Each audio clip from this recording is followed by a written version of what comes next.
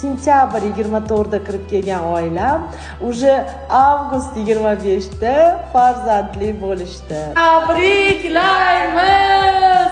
O'g'il beribdi Alloh, ketidan yana o'g'il, yana qizlar bersin. Eson-omon bag'ringizga bosib olsiz. Juda xursandmiz. Bir nechta muvaffaqiyatsiz ekodan keyin sentyabr 24-sentyabr 2024-yil birinchi marotaba embrionlar bilan qadam klinikamizga bosishgan. Metodikalaringiz endi menga natija bersin deb bizani klinikamizga olib kelishdi.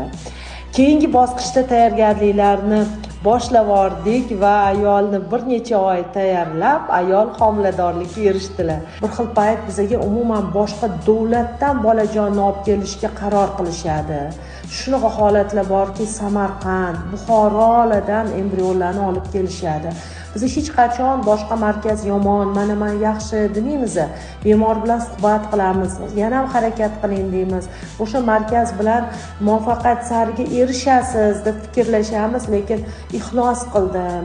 O'sha boshqa markazga ham hech qanaqa davoim yo'q, lekin endi siz ishlayman bilan degandan keyin biz mayli bemorni fikriga va ularni ixlosiga tayanib embrionlarni qabul qilib, embrionchalarini o'zimizni sharoitimizda ushlab, avaylab, asrab embrionlarni ekamiz. Lekin bu oilamizning plyusi shunda bo'ldiki, hattoki 4 ta embrionni bizga olib kelishgandan keyin aytishdiki, Shahnoz opa, bizani bitta embrionimizni soling-dek, qolgan embrionlarni saqlamaymiz.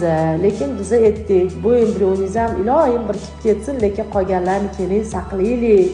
Ular sog'lom va chiroyli farzandga aylanadi-ku deb ubedit qildik va oila yana ortida bir nechta embrioni bor.